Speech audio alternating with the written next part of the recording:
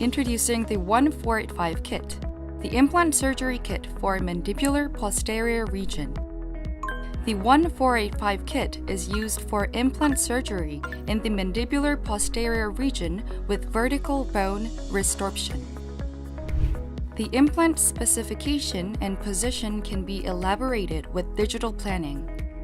The surgeon can prevent damage to the inferior alveolar nerve even when the residual bone height is low, in case the surgeon places a one-guide template and performs drilling with the 1485 KIT's round design drills.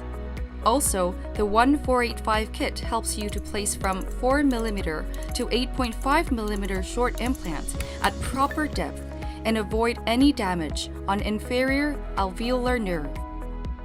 Try the 1485 KIT when you need to perform a surgery in a mandibular posterior region.